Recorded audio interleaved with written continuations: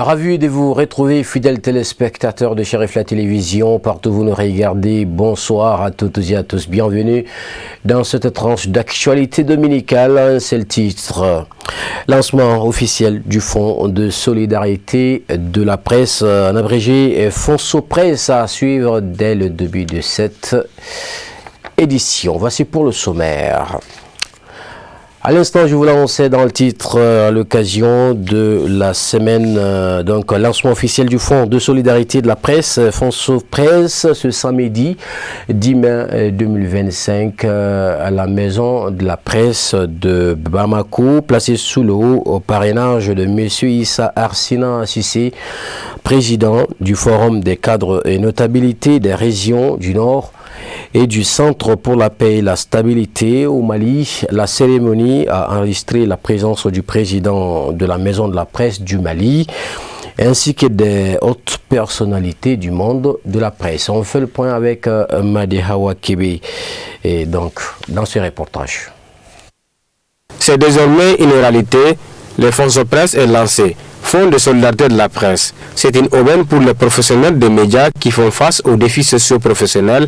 Le paysage médiatique au Mali traverse une multitude de problèmes, notamment d'ordre économique et politique. La cérémonie de ce jour se veut un double caractère selon le président de la maison de la presse. Premier caractère, c'est la clôture d'une semaine riche en activités. Semaine nationale de la liberté de la presse. L'occasion est bonne, très bonne, de rendre un hommage appuyé à tous les comités de pilotage de la maison de la presse. Le second caractère, c'est le lancement de cette activité importante, d'abord initiée par nos aînés, qui ont fait confiance en nous pour nous demander de porter haut ces projets de la préservation de la dignité des hommes de presse. Combien de fois n'avons-nous pas vu sur les réseaux sociaux des visages de journalistes désespérés à la quête d'un soutien pour se soigner? Quelle honte! Aujourd'hui, la presse a décidé de prendre son destin en main, de compter sur l'accompagnement des bonnes volontés qui vont nous aider à enrichir ces comptes. Nous prions Dieu pour que ce projet réussisse. Ce projet qui nous permettra de soigner, d'aider dans l'anonymat, dans la dignité, sans blesser les enfants des gens. Le Fonso Presse n'est pas un vain mot, il incarne un mécanisme innovant de la résilience collective et se repose sur des objectifs clairs pour l'amélioration des conditions des hommes des médias au Mali. Selon le président du comité de gestion du fonds, il s'appuie sur des financements diversifiés et des critères d'adhésion. Le Fonds de solidarité de la presse malienne repose sur une gouvernance participative, inclusive et transparente. La mission du comité de gestion que j'ai l'honneur de présider est de mobiliser des ressources additionnelles aux cotisations et de veiller à une répartition équitable, transparente et rigoureuse des ressources du fonds. Peut être membre de l'association toute personne relevant d'une presse légalement créé et tout journaliste ou agent de presse exerçant à titre privé ou dans une entreprise de presse. L'adhésion au Fonds de solidarité de la presse est volontaire. Elle se fait par demande écrite adressée au président du comité de gestion. Tous les membres adhérents versent une cotisation mensuelle de 1000 francs CFA. Cette cotisation est obligatoire pour accéder aux services du fonds. Il faut être à jour des cotisations pour avoir accès à tous les services et avantages individuels ou collectifs que le fonds fournit.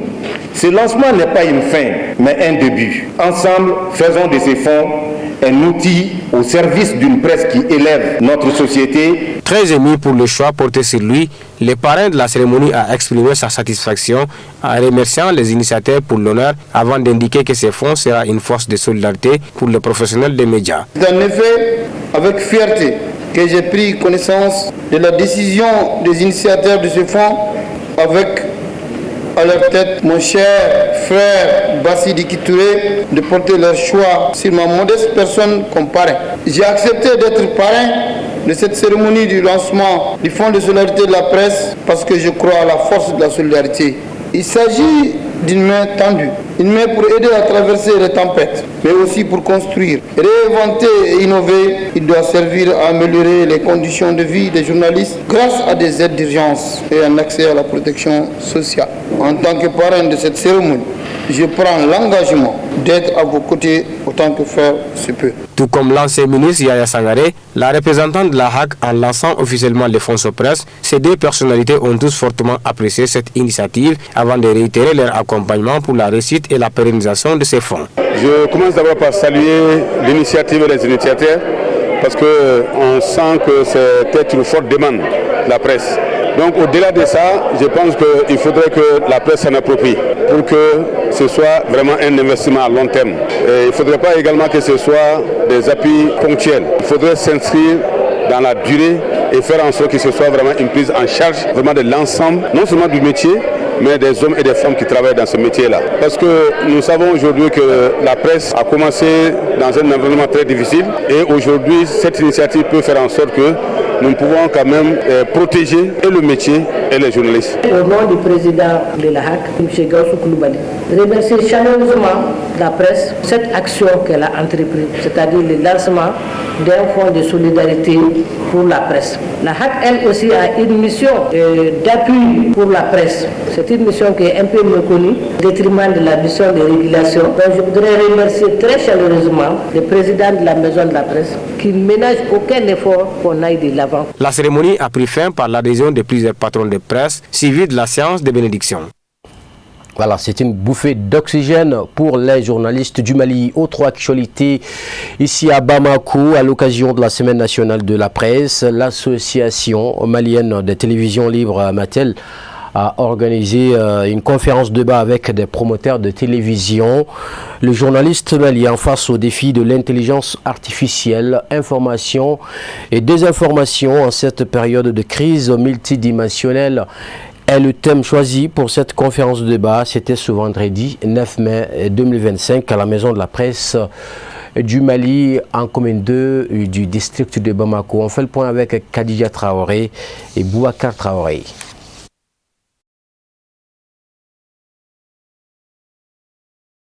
Au cours de cette édition, sortie de la 25e promotion, ce samedi 10 mai 2025 de l'Institut supérieur de technologie appliquée Technolab Istar, une cérémonie de remise de diplôme a eu lieu à cet effet réunissant plusieurs personnalités. Au CICB, reportage Aminata Traoré et Ibrahim Koulibaly.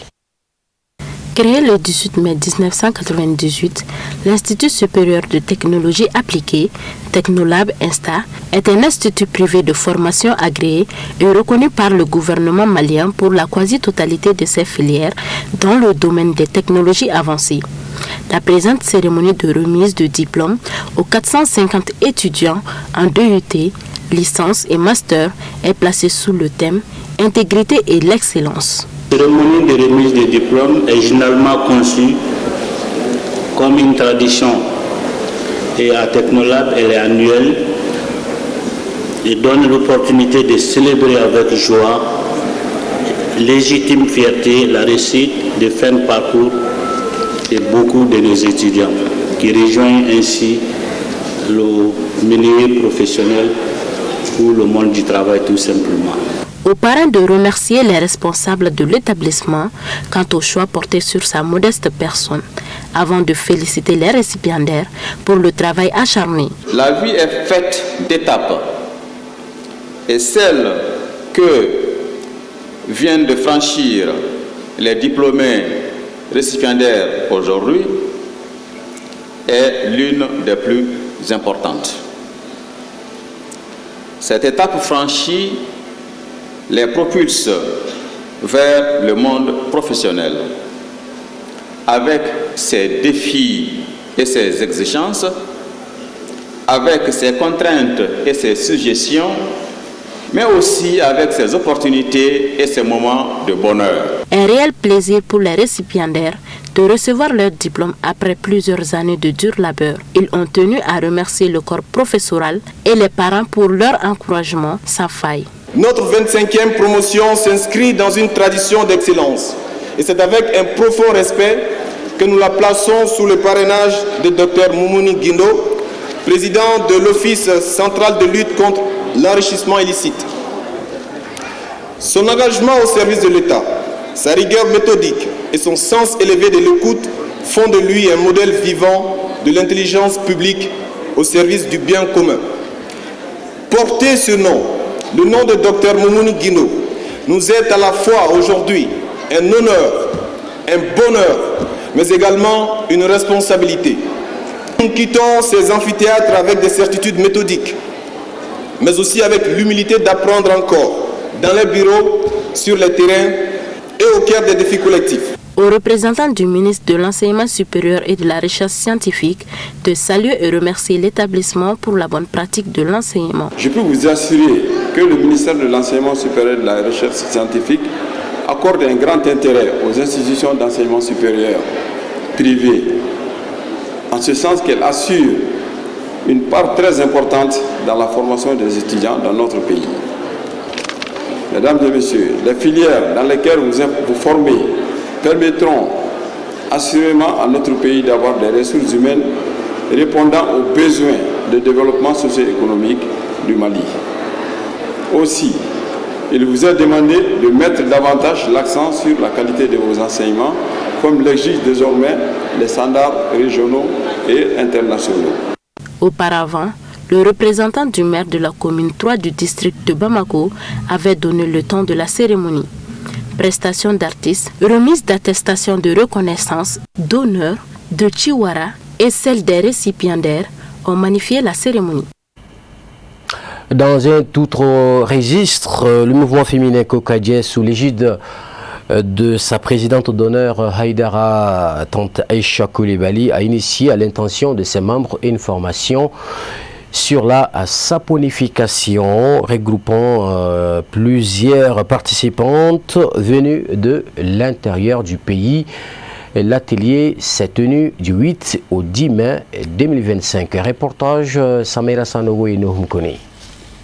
Apprendre à ces braves femmes les techniques de fabrication des savons, notamment comment faire le savon Gabakuruni, celui en liquide et l'eau de Javel. C'est de cela qu'il s'agissait durant ces 3 jours de session de renforcement des capacités destinée aux femmes du regroupement féminin dénommé Kokadje, dont la présidente d'honneur est Haïdara Tante Aïcha Koulibaly. Kokadje International qui a organisé cette initiative accompagné des Kokadje nationales du Mali. Vraiment aujourd'hui on est vraiment heureux d'avoir été là pour accompagner notre maire, d'avoir fait de réussir ce travail de formation internationale. Vraiment nous encourageons les femmes et aussi les hommes. On n'a qu'à avoir des courage pour encourager cette initiative que notre maman, Tante Aïssa, qui nous a initié cette initiative. Les bénéficiaires de l'atelier, sourire aux lèvres, se réjouissent de la bonne tenue des travaux, devenue une tradition toutes les années, inscrite dans la mouvance des activités célébrant la date anniversaire du guide spirituel de Zansar. L'initiative vise à soutenir ces femmes dans le cadre de leur autonomisation financière. Aujourd'hui, j'étais présent dans la salle, je suis vraiment content d'avoir suivi les formations, les derniers jours de formation. Ce que j'ai vu, vraiment, ce que j'ai pris, ça me vraiment heureux aujourd'hui. Ça me donne leçon vraiment pour avoir fait cette chose, de voir l'exemple, d'avoir organisé des choses partout où ils sont, des Kokadje internationales. Donc vraiment, nous encourageons à tout le monde de suivre et tous les formateurs et tous ceux qu'on a formés d'être exemple partout là où ils partent. Dans la même veine, les différents intervenants, visiblement comblés de joie, ont dans leurs propos tenu à remercier la présidente d'honneur du mouvement Kokadje, Haïdara Tante Aïcha Koulibaly, pour l'initiative trouvée noble et son époux, assez de Chérif Ousmane Haïdara, qui est à l'origine de tout. Donc tout cela, nous remercions notre guide, assez de Chérif Ousmane Madani Haïdara, qui nous a guidé toute cette direction que nous on est en train d'effectuer aujourd'hui. Vraiment, on est vraiment heureux d'avoir suivi ces traces. Nous remercions Allah subhanahu wa ta'ala qui nous guide cette chemin. On doit être un bon exemple pour suivre Seyyid Chérif Ousmane Madani Haïdara. Donc nous demandons à tout le monde d'avoir le courage de suivre cette initiative. Eu égard son apport social, l'activité a réuni des femmes du regroupement Kokadje venues de tous les horizons du pays. À en croire leur dire, la mise en œuvre des acquis ne fera pas. À en croire leur dire, la mise en œuvre des acquis ne sera pas un problème car la formatrice a été à hauteur de souhait. Ce que j'ai vu, je sais que c'est quelque chose, vraiment c'est encourageant. Chacun d'entre nous doit encourager cette initiative, que ce soit les hommes ou les femmes. On doit être vraiment réunis pour avoir donné la force, pour être encouragé ça, parce que ça diminue le chômage. Tu sais qu'aujourd'hui, nos femmes ne travaillent pas. Il y a beaucoup qui sont dans la maison seulement de croiser les bras. Donc ça donne vraiment le boulot. Toutes les femmes peuvent faire quelque chose pour eux et aussi les hommes. Pour traduire en pratique les théories des phases pratiques suivies de la fabrication des savons Gaba Kourouni, de savon en liquide et de l'eau de Javel ont constitué d'autres temps forts de la rencontre. Cantique islamique souhaitant joyeux anniversaire au président de la Fédération islamique du Mali ont bouclé la boucle. Autre actualité dans ce 18h, célébration de la journée africaine de lutte contre la drépanocytose, édition 2025. Pour l'occasion, l'association malienne de lutte contre la drépanocytose a commémoré la dite journée par une conférence débat autour des thématiques développées par des spécialistes. Voyons tout cela avec nos reporters. Informer les autorités et les partenaires sur l'urgence relative à la problématique de la prise en charge des personnes drépanocytaires, d'où l'objectif de la commémoration de la journée africaine de lutte contre la drépanocytose cas du Mali. Pour la circonstance, une conférence de débat a été organisée dans ce sens par Amlud. L'objectif de cette journée, c'est pour que nous puissions informer nos autorités, attirer leur attention sur le besoin de décentraliser, à défaut déconcentrer la prise en charge à l'intérieur du pays, tel pour les personnes vivant diabétiques ou bien hypertendues, pour que la population les soins puissent être rapprochés de la population. Ça permettra d'avoir une prise en charge rapide et de doter les services du plateau technique qu'il faut pour qu'on puisse avoir une prise en charge appropriée. Pour le moment, pour une maladie pour laquelle on n'a pas de médicaments, il est vraiment nécessaire de tout faire pour réduire le nombre de malades.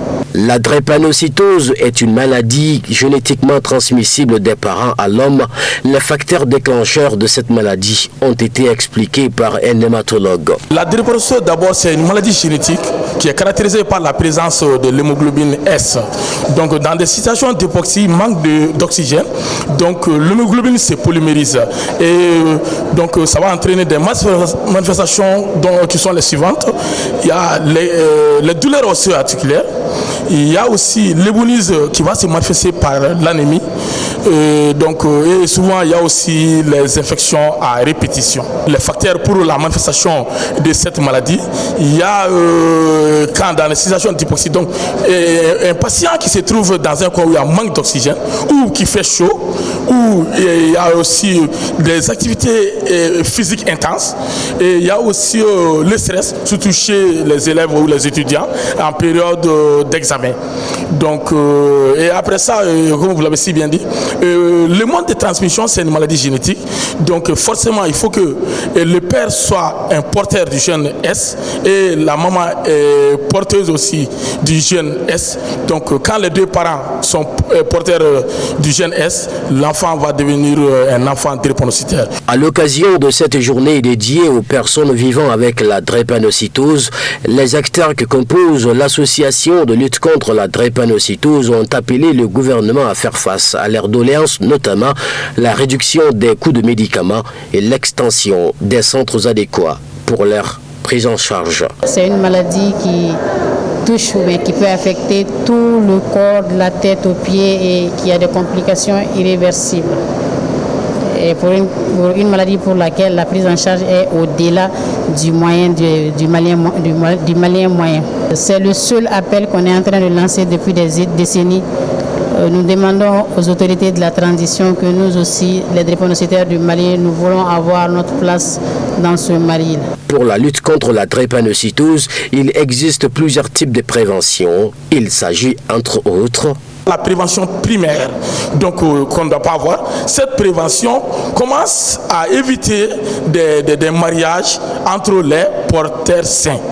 Donc, parce que quand on est porteur sain, on est à une chance sur 4 d'avoir cette maladie. Il faut une vaste campagne de sensibilisation par rapport à cette maladie. Et après aussi, essayer d'éviter les facteurs que je vous ai dit, de ne pas, par exemple, éviter d'être dans un coin où il y a moins d'oxygène, où il fait très chaud. Oui, évitons aussi les activités physiques intenses. La journée africaine de lutte contre la drépanocytose est célébrée chaque année les 10 mai à travers les 4 coins de l'Afrique. Direction la première région administrative du Mali, la cité des rails, la mission du fils et du guide spirituel des Ansar à Seyd Cherif Iba Haïdara dans le cadre de la promotion d'un islam authentique et pacifique dans cette région a été perçue comme une lueur d'espoir par la communauté musulmane de Somguidi. L'accueil a eu lieu ce 9 mai 2025. Voyons tout cela avec nos envoyés spéciaux, Abdoulaye Diarra, Samba Traoré. La voix vous est offerte par Khadija Traoré. Ils étaient nombreux à réserver un accueil chaleureux à Seyd Cherif Iba Haïdara, fils du guide spirituel des Ansar, afin de lui témoigner leur amour et attachement. Très heureux, les militants ont saisi ce moment opportun pour exprimer leur sentiment de joie quant à la présence du DGP dans leur village. Vraiment, l'image de voir aujourd'hui, ça a été historique. Ça me fait déjà 13-14 ans ici, mais très rare de voir une image comparée aujourd'hui.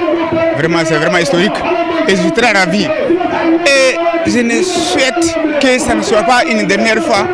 Et je pense que si ça sera répétitif, et aussi ça sera aussi un ajout dans tout ce que nous souhaitons.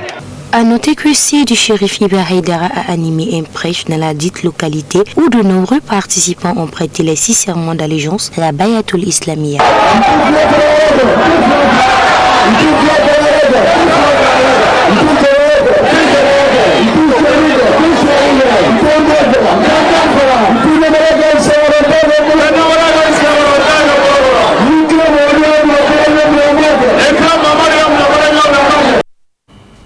Voilà, c'est ce qu'il fallait retenir, l'essentiel de l'actualité dominicale de ce jour. 11 mai 2025, nous vous remercions de l'avoir suivi, d'avoir su bien nous accompagner. Ne décrochez pas surtout, ne raccrochez pas surtout, j'allais dire, d'un mois à l'autre, vous retrouverez Samaïra Sanogo pour la version en langue nationale à Bamanankan. Merci et à très bientôt.